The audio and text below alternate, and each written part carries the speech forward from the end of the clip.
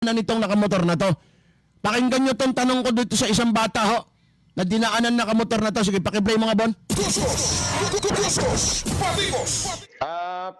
Pakikwento mo nga kung anong ginawa nitong nakamotor na ito na puti na ismas. Naginto po yun siya. Oo. Tapos, Naginto. Sinabihan niya po si Ate Karen. Kung gusto niya, oo, sige. Anong ginawa? naginto po siya, tapos sinabihan niya si Ate Karen po. Anong sinabi niya kay Ate Karen mo? Gusto mo ba ito? Gusto mo ba ito? Po, tinuro niya niya. Tinuro niya Yung ano niya. tinuro niya yung ari niya. Oo. Okay. Tinuturo niya yung ari niya, tapos ang sabi doon sa ate mo, gusto mo ito? Ganon? Opo. Pagkatapos, anong nangyari? Nung sabi, Nagalis na po. ha? Nagalis na po. Tapos umalis na yung nakamotor. Opo. Umalis na agad. Oo. Nagulat yung ate Karen mo, nagulat. Opo, kala niya magtanong lang. Nagtanong lang, yung pala, tinuro yung ari, gusto mo ito. Oo. Tapos umalis. Oo. Opo. Okay. Naglalakad si ate Karen mo nung panahon na yon? Opo. Kasama ka? Hindi po, palabas po akong bahay. Palabas ka. Pero nakita mo, nadinig mo. Oo. Ayun. Yung motor ba, yung bang muka nung nakasakay sa motor, nakita?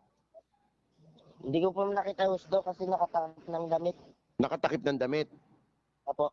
Oo, pero yung motor, ano yung motor? Puti. Smash. Opo, puti. Mas na puti. Opo. Saang banda nangyari ito? Dito po sa amin. Saan yung sa inyo? Sa Kurbada. Sa Sa Kurbada. Purbada, anong barangay San Jose yan, di ba? San Manuel. San Manuel. San Manuel po. Opo. Barangay San Manuel. O sige, tapos hindi na, anong oras nangyari ito? Mga 10. Umaga. Opo. Okay. Kailan? Yung linggo. Kahapon. Kahapon ng Opo. umaga. Tapos hindi na bumalik yung motor. Wala na po. Sige, sige. Basta't sinabi, naglalakad yung ate mo, ate Karen mo, minto yung motor. Kala ng ate Karen mo, magtatanong lang. Pagkatapos, yung huminto, tinuro yung ari niya, yung nakasakay sa motor, sabi, gusto mo ito? Tapos umalis. Ganon. Opo. Tama.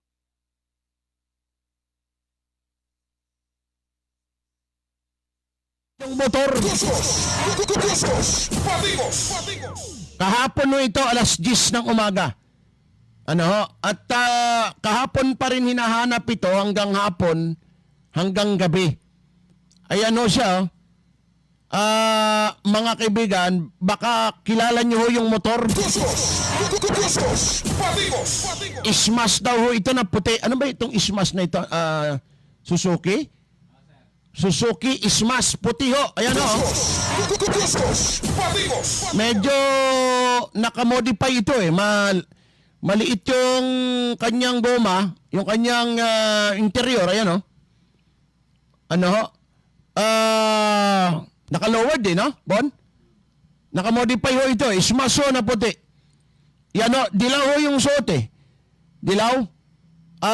Tapos naka-cover yung kanyang mukha. Ang ginawa ho nito, itong batang babae, naglalakad lang naman, no? May bibilhin.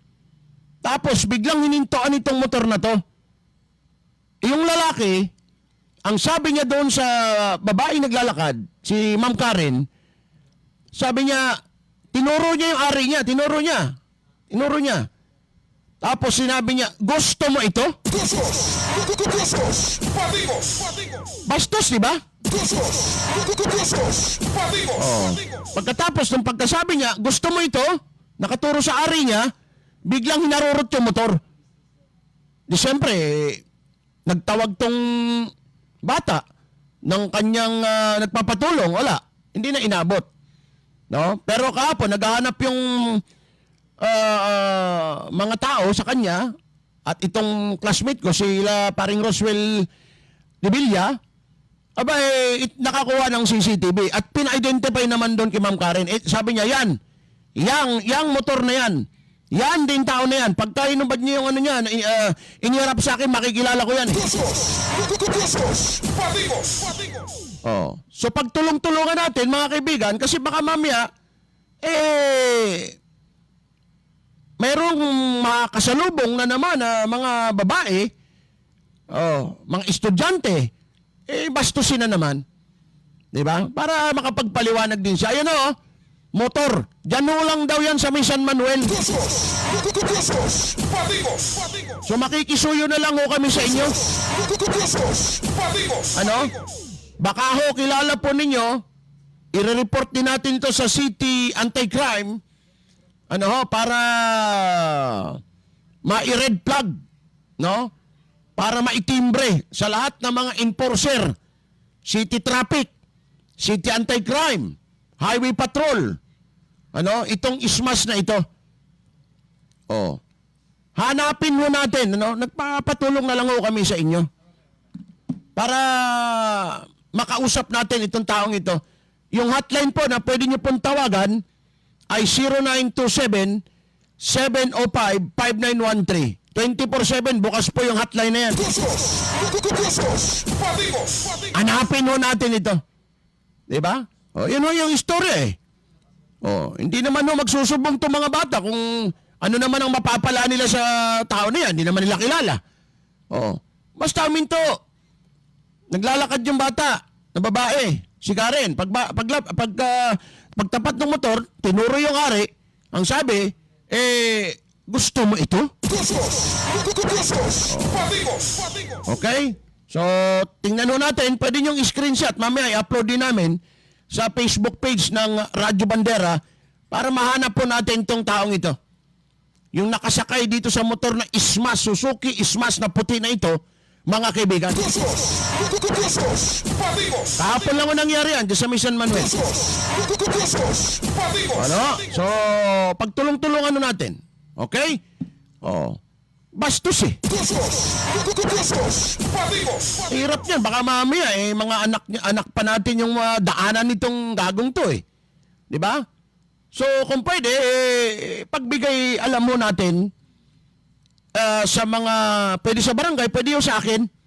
Ano? Yung bahay lang ho. At yung pagkakakilanlan ninyo, itatago natin. Turo nyo lang yung bahay, saan nakaparada, saan nakatira, kung kilala ninyo, labas na ho kayo. Ako na hong bahala. Mga kaibigan, hindi yung pinagtatagal sa kalsada itong mga ganito eh. Mahirap ito eh, mamaya, mga anak pa natin ang masabihan ng kabastusan na ganyan. 5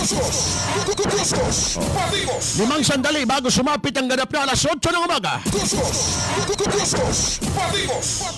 Kahapon ho, galing tayo ng Barangay Simpukan.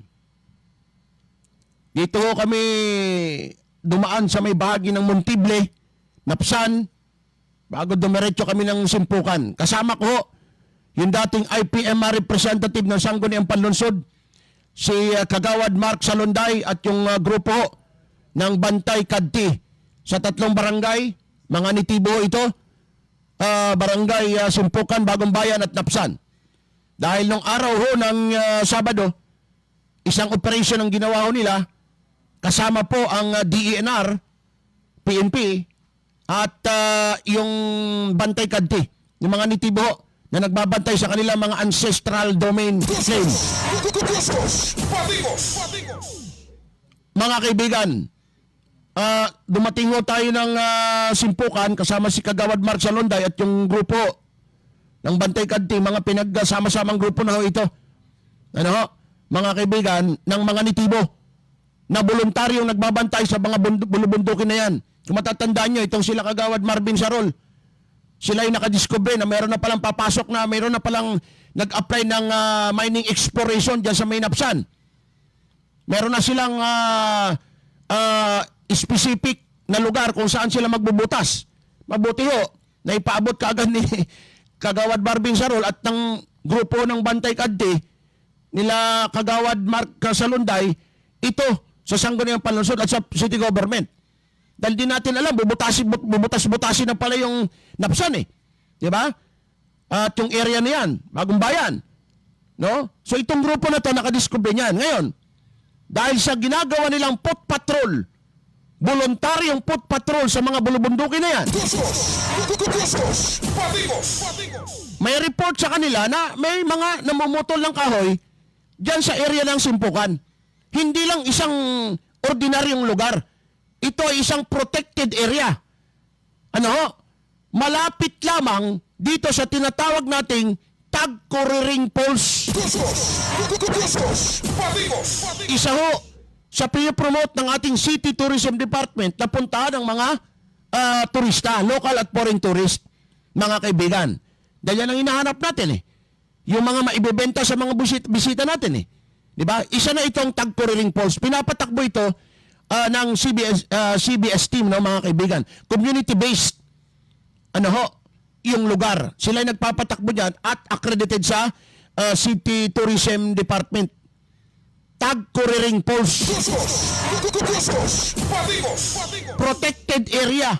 Simula doon sa Tagkuriring Falls, yung pababa doon, mga kaibigan, papunta doon sa falls, dito kami sa kabila, paakyat kami. Humigit kumulang 2 oras paakyat, matarik na bundok. At kung babalik ka, siyempre 2 oras din. Di pwedeng 2 oras pabalik, 1 oras lang pabalik. Di ba? Oh. Pero teka muna ha, magtitrivia lang ako. Tagkuriring Falls. Ito, 100 pesos GCash, padala ko kaagad. Para lang habang nakikinig kayo, meron kayong pinag-iisipan. Bakit tinawag na Tagkuriring Falls yan? Bakit Tagkuriring? Ano yung Tagkuriring? Kasi tinanong ko rin doon yan sa mga nitibo eh. May istorya yan, Tagkuriring. Ngayon, pakichat nyo ako kung ano ang yung mga taga-Simpukan, taga-Napsan. Bakit Tagkuriring? Ikaw alam mo? Ha? Oh. Bakit Tagkuriring? Ano? Mga kaibigan, yung lugar na yan. Yung lugar na yan, Sitio Lalawigan, Barangay Simpukan. Nandyan yung Tagkuriring Falls. Okay, so i-chat nyo ako bakit Tagkuriring. Sige. 100 pesos.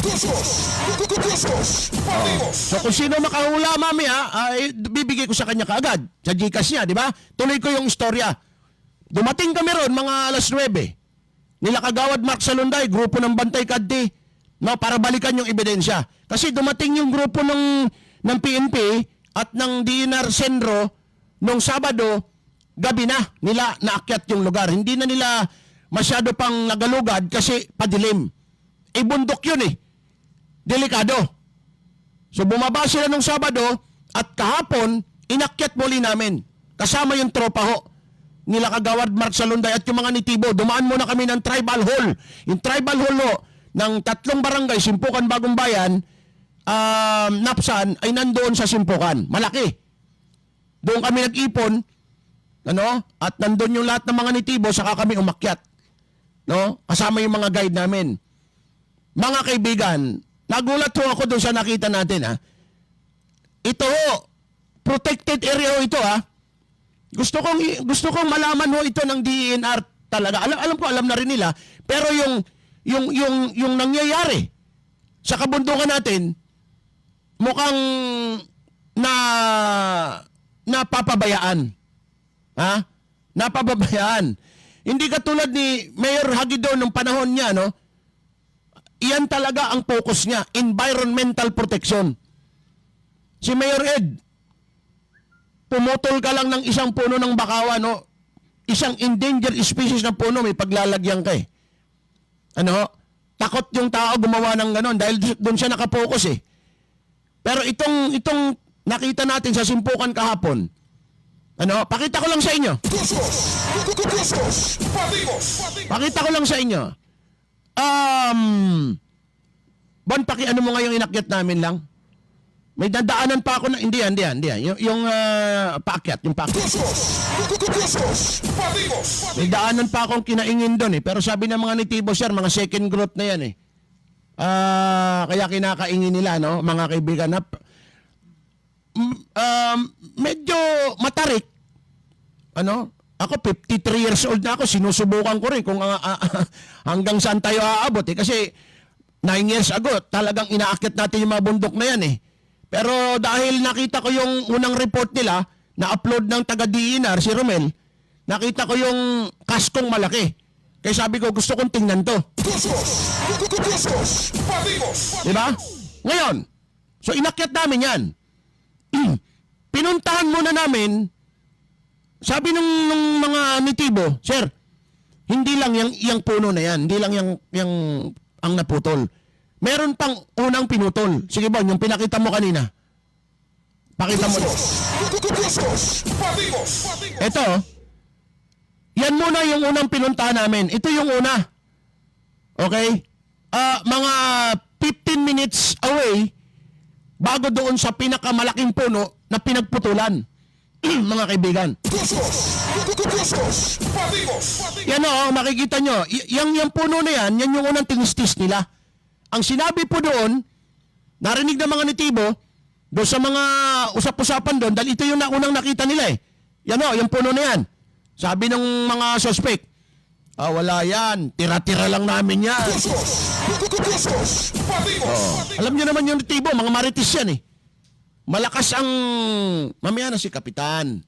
Mahaba pa to eh. I-standby mo muna si Kap. I-introhan ko muna to. Oh. So yung unang puno na yan yung unang na-discover nitong Bantay Kadti sa kanilang foot patrol na ginagawa sa mga bundok na yan. Diba? So na-i-report nila yan. Ang sabi doon sa baba ng bundok, narinig-rinig nila doon sa ibang mga bulong-bulungan doon, wala yan. Tira-tira lang namin yan. So alam niyo naman to mga nitibo, tira-tira lang pala. Ibig sabihin, mayroon pa. Yan o yung unang nakita. Yan o, bagong tistiso yan o. Mapula-pula pa eh. Ha? Mapula-pula pa. Yan yung unang inakyat namin. Ano, mga kaibigan, medyo may siguro mga 45 minutes galing doon sa entrance ng Tagkuriring Falls. Paakyat ho yan. Ayan ho. Oh. Unang puno So umikot itong foot patrol ng Bantay Kadti. Na-challenge sila meron pa pala Umikot sila. Galing dyan sa lugar na yan, umakyat pa doon sa pinakadulo. Dyan sa Sitio Lalawigan, sa Barangay Simpukan. At alam nyo ba kung anong nadiskubre? Pagkatapos madiskubre ito, pakita mo, Bon, yung isang lugar na kung saan nakita yung malaking kasko. Pakita mo yung malaking kasko. Ayan, lagyan natin ng audio. Umalis kami doon sa baba, sa Tagkuriring Falls, mga mag-alas 10. No? So ngayon lang natin inabot itong lugar. Ito na yung area, dito sa taas ng Tagkuriring. Itong mga kahoy na nakikita nyo ngayon, ito yung bagong pistis na inoperate ko ng Bantay Kadti kahapon. At binalikan ngayon para sukatin yung scale yung mga ebidensya. Yan.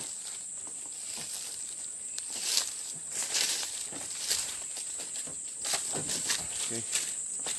Ito, yung sinusukat nila IPMR ngayon, ito yung gagawing kasko. Kitang-kita naman sa forma. Malaking kasko to. Malaking bangka. Parang lansya na nga to eh. Ayan o. Sinusukat na nila para i-scale. Malaman kung ilang boat feet. Yung nakuha dito sa kasko na ito, sa kahoy na to. Doon siya galing, Sinumba. Ito siya. Ito yung puno. Ganito siya kalaki. Ganito siya kalaki. Kung gano'n ko kalaki, mas malaki to. Ito yung pinagmulan.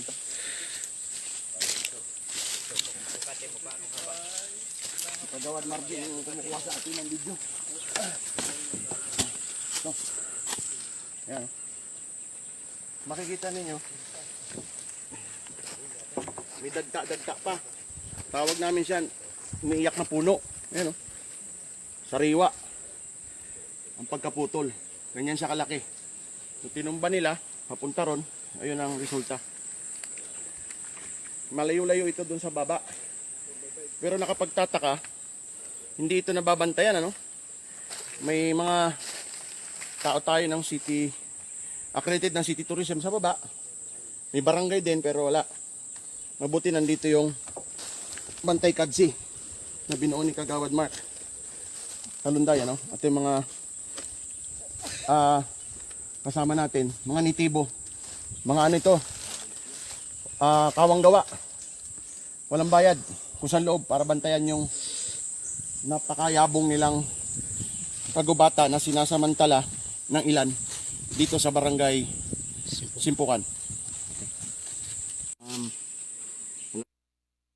Mating kami doon, mga alas 12, pakita mo lang yung lugar. Nakita niyo yung kasko na yun? Ano ho? Malaking kasko, mahaba ho yun. Ngayon, nung in-scale po yan ng mga nitibo, ano ho? At yan din yung pinagbasihan ng DE Narcendro sa pag-i-scale nila na sa 1,000 more or less board feet lahat yan, mga kaibigan. Isang malaking kasko ito. Yan ho nakikita nyo, yung dinadaanan ko na yan, yan yung mga gagawin nilang palatik. Alam niyo yung palatik? Yan ho yung parang sa magkakabilang kaliwat kanan ng malaking lancha o bangka o pump boat. Ano, yan yung ilalagay nila. Kawayan na lang ho yan. Kawayan na lang at mga makina, pagka naibaba mo sa bundok, mga kaibigan, itong nagpatistis na ito, gumastos na yan ng 100,000. Ano ho?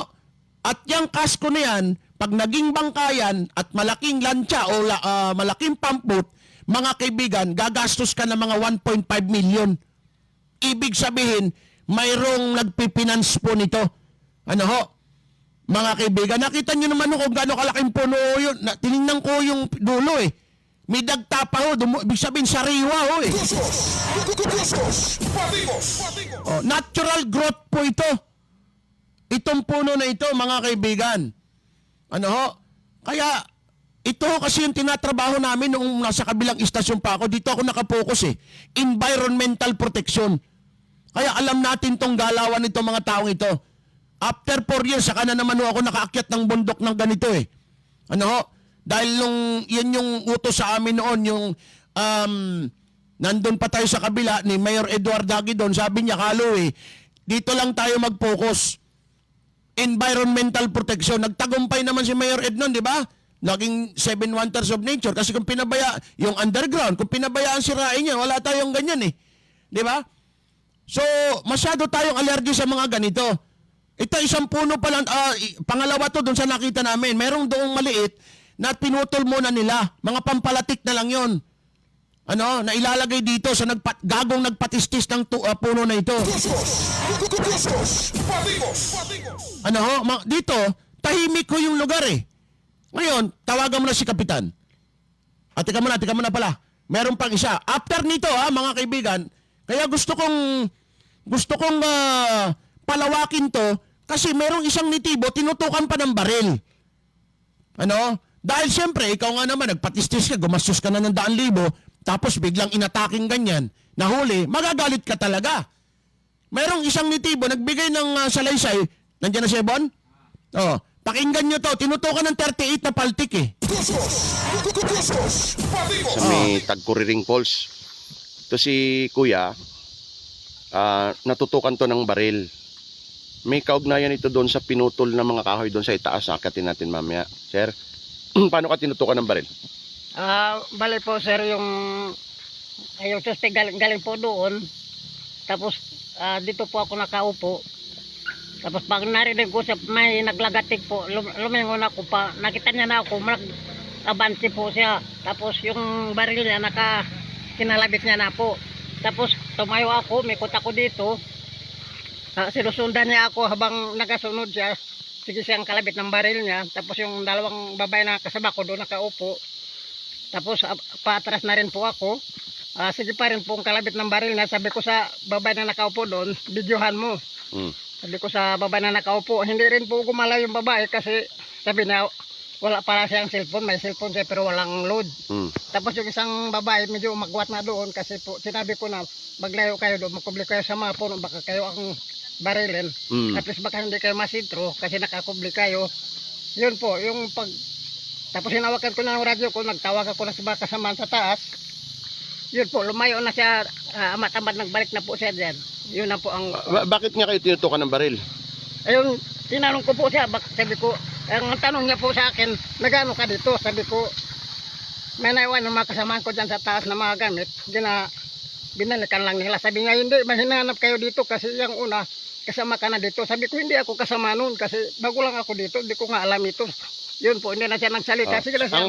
Parang pinagbibintangan niya na kasama kayo doon sa nag-operation doon sa taas. Yes po. Yung nakakuha ng mga tinistis na kahoy doon. Yes po, yung unang operate ng mga kasamahan ko. Oo. So parang galit po yung taong nanutok sa inyo ng baril. Bakit inoperate yung mga kahoy doon sa taas? Parang ganon. Ganon na po siguro ang kwan niya. Kaya Oo. po, galit na galit talaga. Yun lang po ang tanong niya sa akin. Wala nang iba. Sige na siyang kalabit ng baril niya. Anong baril po yon? 38 po. 38. 38 po. Kinakalabit niya po ba? Yes po, kasi naririnig ko yung lagatik ng firing pin ng kwan niya. Pero hindi ho pumutok. Hindi po pumutok. Parang bumasyo. Ganon siguro po. Kasi umiikot din yung Oo. bola. So parang galit siya bakit ino-operate yung mga kahoy sa taas. Ganon po. Anong itsura po anong itsura po ng tao? Payat siya na nakakuan siya ng pangsundalong kwan, damit, yung camouflage. Camouflage. Yung mga sinaunang camouflage ng army. Okay. Yun lang po ang natatandaan ko. Ay sa mukha niya kanya. po, mukha niya. Yung mukha na po, hindi ko gano'ng ma-describe kasi nakasalamin siya. Oo. Yun, parang patulis ganun yung mukha niya. Okay. Tapos naka-short siya. Short siya.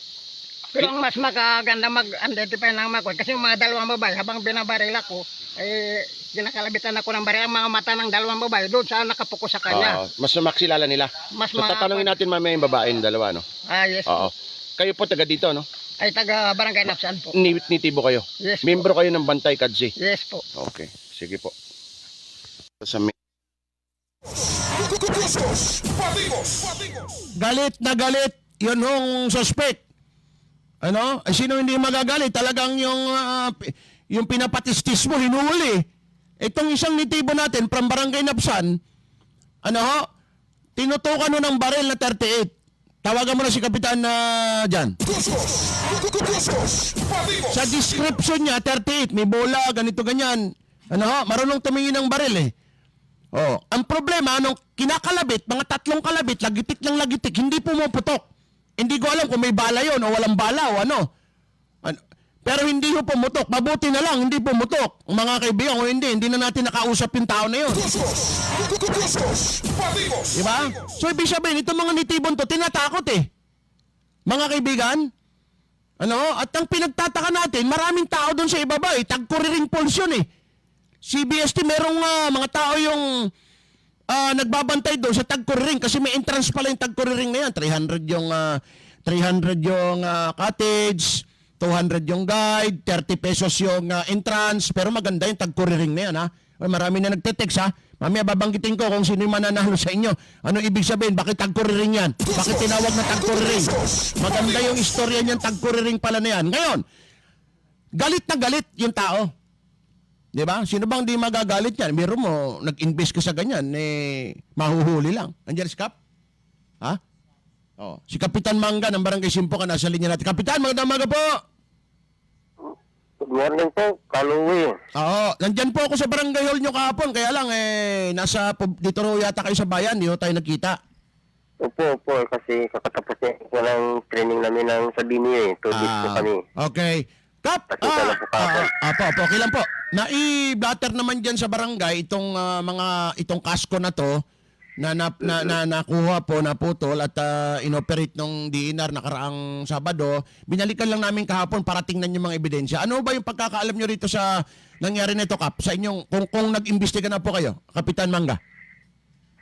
Tayo po naman dyan sa na yan, wala naman tayo po dyan sa kasko na yan. Kasi unang-una po may mga concern agency rin po na pulin yan. Kaya sa kanila na lang po yung investigasyon. Ang ating barangay naman po talaga nakabantay naman po sa mga ganyan na mga activity na hindi naman talaga na natin ano sa kanila na tinitolerate. Talagang ang bawal, bawal din natin talaga. Oo. Kap, itong, tama mo ba, Sitio Lalawigan? Opo. Sitio Ang temporary Lalawigan. po. Oo, Sitio Lalawigan. Okay. Galing doon sa baba, Tagkuriring, doon sa entrance, paakyat doon sa pinagputulan nito, pag nag-chainsaw ka, hindi madidinig sa baba. Hindi po kahit nga dyan po sa may Tagkuring, yung mga gumagawa po kasi ng mga activity ng ganyan, alas may mga araw, Silent. sa mga tanong-tanong ko, mayroon din po silang ginagawa sa sinso nila na hindi, para hindi masyadong maingay. Silencer. May silencer. Silencer po, ginagawa rin nila Kaya hindi nadinig. Opo. Oo. Dalawa ito, Kap, dalawang puno ito May isa muna, yung maliit. Pagkatapos, meron doon sa itaas, yun na yung kasko na malaki. Hindi ho ito makukuha sa isa, dalawa, tatlong araw, mga isang linggo na, 2 linggo na to Sariwa pa ho yung ano namin. Hindi ho naramdaman ng barangay ito, yung mga tanod natin, wala hong naiparating sa inyo. Kahit makatiting na impormasyon na meron nung namumutol doon sa itaas. Wala po siyempre, talaga yung mga illegal, talagang talagang din nilang ginagawa nila na kung saan tayo, wala, doon nila ginagawa yan Oo pero kayo po sa barangay, kayo yung kumbaga first line of defense Opo nga po Itong nakadiscover nito, grupo ho ng mga bantay kadti, mga nitibo. Itong mga nitibo na to, nagpuput patrol talaga sila doon sa kanilang mga lupaing mga ninunong nasasakupan. Tayo ba, nasa ibaba lang tayo sa barangay o mayroon ba tayong mga put patrol din sa gubat o ano? O ano bang sistema, Kapitan? Mayroon din nga rin kasi pong inorganisan yung barangay natin, yung yan sa yung sinasabing bantay kadti. Kaya sila na rin po talaga yung halos naka-rubing dyan sa mga area na yan. Yung ating mga barangay tanod po, nandito lang naman po sa baba. Naghihintay lang naman po ng mga report nila kung ano, pag-report, ina-action na naman po ng ating mga barangay tanod sa mga barangay official. Okay. So kung wala itong bantay kadti, wala na tayong magagawa dito. Meron naman po. Wala po, nandiyan din po yung mga DNR, tsaka may mga bantay, may special force din po ang ating siyudad. Nandiyan din po tayo nag-aalalay sa kanila. May mga PCSD rin po tayo dito. Sila rin po sa ating mga... Pero doon sa binanggit mo na mga ahensya, ni isa, walang nakakita dito sa mga to Ay, basta po naman tayo talagang hindi naman natin po pinapabayaan yan yung mga ganyang mga aktibidad dito sa ating barangay.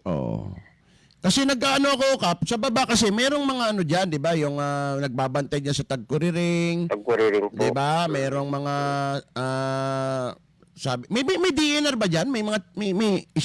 Mayroon ba sila, ano dyan?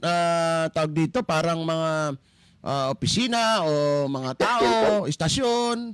Wala? Wala po Wala. Nakano pa rin po kami dun sa Bantay gubat na city. Wala. Wala rin pong stasyon dito, pero nag-rubing din po sila. Kung nagro-rubing, nakita sana nila to. Walang rubing. Ganito, Kap, medyo, ito kasing nakita ko doon. Ako, inakyat ko talaga to mataas, doon sa, malayo, matarik. 2 oras halos, no? Pero pinagtiyagaan natin para makita. Ayaw ko rin makinig doon sa mga istorya lang. Gusto ko makita talaga. Nakita ko talaga yung kalagayan, no? Protected area to, Kap, Tsaka itong Tagkuriring, binebenta natin sa mga ano to, Diba? Kung mapapabayaan natin, mawawala itong mga puno na to dahil sa mga mga taong ito. Wala. Tapos meron pang isa, Kap, natutukan ng baril nakablatter na rin dyan sa iyo, sa barangay mo. Nandyan na rin yung may testigo rin siya, 2 babae. At nakita nila kung sino yon, naka-camouflage na yung mga dating sinaunang camouflage na pang police. So, imbestigahan nating maigi ito. May mga ugong din, hindi ko mo nababanggitin dito kung sino nagpapatistis dyan. Kasi yung lugar naman ng Simpukan, ilan-ilan lang kayo dyan na talagang magkakakilala, Kapitan, di ba? Opo. Oo. Ang gawin natin dyan, dagdagan na lang natin yung presensya natin sa pagbabantay, Kapitan. Ano? Bukod dito sa bantay na ito, bantay kante na to, mga nitibo. Opo. Hindi naman po tayo nag-ano dyan. Siyempre, yung power lang po natin bilang kapitan, talagang nandyan din po. Hindi naman natin yung ating kalikasan. Ay, yun nga po, programa na rin ng ating gobyerno sa siyudad na bantayan po natin yung kalikasan. Dagdagan lang po ninyo yung pagbabantay, Kap, para hindi tayo masalisiyan. Ano po? Sige po. Sige po. Kap, mayroong ebidensya na naiwan pa doon sa taas. Opo. Baka kung pwedeng parubing-rubingan mo, baka ibaba nito mga siraulon to. Kasi yung kasko, mahirapan silang ibaba. Kaya lang yung mga palatik, baka ibaba nila. Itatanungin ko rin yung DENR kasi DENR ang may disposal na nito. Nasa kanila na yung kaso kung paano ibababa itong mga ebidensyan to. Kasi kung hindi, babalikan to ng mga suspek eh. Di ba, Kap? Pero ayun po sa imbestiga po, yung sinasabi yung kasko po, hindi talaga kakayanin yun. Ewan ko po kung paano nila na ibababa yung mga ganyan kalaki. Oho. Hindi ho pwedeng hindi babayan kasi gawan dapat ng paraan yan. Ebidensya po yan eh kasi may nanutok ng baril eh. Eh kung merong limbawang nahuli yun, may ebidensya laban sa kanya. At saka kung hindi ho kukunin sa itaas yun, kukunin ho ng mga suspek yan. Babalikan ho nila yan kasi ginastosan nila yan eh. Sigurado po eh. Di ba? Oh, so pa ikot-ikutan nyo lang, pa bantay-bantayan at baka maibaba. Opo, sir. Tatanungin ko rin si Senro kung paano gagawin niya rito. Dapat ibaba ng DENR to. O kung paano pagtutulong-tulungan, maibaba ito bilang ebidensya doon sa mga taong pumutol niyang mga puno na yan at may masampulan dapat. Pambira, protected area yan eh. Diyan pa sa tagkuriring talaga. Parang naghahamon eh. Parang naghahamon yung namutol eh. Ay, parang sabi niya, akong hari dito, parang ganun eh. Tagkuriring post, nandyan yung mga tao. City government project yan. Pagkatapos diyan ka pa mamumutol. Ang lakas ng loob mo. Di ba, Kap? Oo. Ako man talaga, Sir Louie, yung pagpuriring na yan, sinasabi nila nga, medyo raw imporsyonero daw na yun, medyo may, yung parang pababa, kaya alos daw, hindi marinig din talaga doon sa area po mismo ng pulse. Okay. Inaano ko rin, sabi ko, kasi tahimik eh. Yung huni nga ng ibon sa itaas, hindi kalayuan, madidinig mo sa baba eh. Ewan ko lang, kung talagang hindi siya madidinig, yung chainsaw na yan, na sa sobrang tahimik ng lugar, magpatakbo, andarin mo yan, ewan ko lang kung di madidinig. Pero sabi mo nga, alam ko yung ginagamit nila, may mga silencer yung mga, nila eh, yung mga chainsaw. Oo. Sige, Kap, ano na lang yung ingatan natin yung mga gubat natin yan, baka maubos yung mga puno na hindi natin nararamdaman. Oo. Sige, Sir Sige, Louie. Kap. Thank you, Kap, ha? Sige po, pasensya na po. Okay lang. Pati kayo po, nabala pa pati mag-akyat yan sa area eh. Okay lang po, Kap. At alam nyo naman, concern natin yung panahon pa ni Mayor Ed Hagidon. Yan na po yung ginagawa natin eh. Yung pong pagtitingin din sa paano tayo makatulong na maipreserba natin yung mga gubat natin tsaka yung mga puno. Kapitan. Opo. Salamat pa. Sige Opo, Kap, ha? Salamat din po sa concern niya. Okay, Sir thank you. Thank you, Kapitan. Si Kapitan Mang. Ang lakas ng loob nyo, sir, ha? Tinatakot nyo pang mga... Wag, subukan nyo ulitin yan. No? Tututukan nyo pa ng baril. Tatakutin nyo itong mga to. Ilalaban nila ng patayan yung mga lupain na yan. Diyan sila namumuhay, eh. Di ba? At saka, ang lalaking puno na, yung century old na yung pinuputol ninyo, eh. Di ba? Maraming tubig na binibigay niyan doon sa binababa niya doon sa mga ilog katulad ng falls na yan. Di ba? Malaking kabawasan yung putulin mo yung ganyang mga century old na yan. Pumipigil sa mga pagbahayan eh. Sa taas pa naman ng bundok talaga. Ano ho? Salamat po doon sa Bantay Kadti na to. Ito, doon sa tribal hall nila, nag-uusap kami kahapon. Mga volunteer ito, walang mga bayad dito. Mabuti, naalalayan sila ni Kagawad Mark Salunday. na ang tingin ko dapat buhusan din ng pondo at buhusan ng gamit itong mga to kasi sila yung nasa bundok eh. Nakita ko meron silang mga radyo, di ba? Mga volunteer lang to may mga radyo, doon sila nagko-communicate kaya mabilis sila nakakalat kung saan-saan dyan. Mga kaibigan, tingin ko dapat palakasin pa eh. Kung ang DNR Senro kulang sa tao at hindi nagpuput patrol doon sa taas, ngayon yung bantay gubat natin, bantay gubat sa city, nakasynchronize na yan dito sa Senro eh. Under ni Attorney Carlo Gomez. Hindi ko lang alam kung ano yung patakbo ni Attorney Carlo Gomez dito sa mga kabugubatan natin eh. PCSD, DENR, wala eh. Ang nakadiscover nito, mga miyembro ng mga nitibo. Bantay kadti ng Simpukan, Bagong Bayan dahil sila yung nasa bundok araw-araw nagpuput patrol. Sila din yung nakadiscover nung binubutas yung exploration na gagawin dyan sa may Napsan. Galing doon sa may West Coast. Mga kaibigan, ano? Oh. So, nais lang natin din pasalamatan yung mga kasama natin kahapon doon sa lugar, no? Si Senro ay hindi pa rin nagpapa-interview. Ang gusto natin, ma-secure itong ebidensya kasi baka may mahuli, may marong mahuli, nanutok ng baril, may ebidensya laban sa kanya at kung sino nagpapatistis nito. Babalikan pa ho natin itong lugar na to. To eh. Delikado yung mga, ang dami pa ang puno doon sa taas, talagang mga sariwa pa. Oh. Salamat doon sa mga grupo. Arbon, pakita mo nga sila. Kasama natin si John Mark Salonday, dating IPMR representative natin. Kagawad Marvin Sarol, salamat. Armando Ganancial, mga nitibo to. Nathaniel Mendoza, Luwing Kamal, Jopre Sublimente, Antonio Kiray, Florencio Israel, Nonoy Montibon, Dondon Rinaldo, Dave Sublimente. No? Salamat din sa lahat ng mga membro na pagkatapos namin ng kalahating araw kami doon sa taas, pagbaba, napakain kami doon sa tribal hall ng inihaw na suran. Masisipag to mga to. Sa tingin natin, dapat ito, kung ako lang sa gobyerno, bibigyan ko to ng party kahit na sabihin natin na i-ano natin sila, i-accredit eh. Kung hindi natin kaya, hindi mo pwedeng sa checkpoint lang ho tayo eh. Pag checkpoint, dadaan yung uling na. Pag checkpoint, dadaan yung mga finished product na mga salaset, mga kama. Style nila yan eh. Doon tayo sa taas.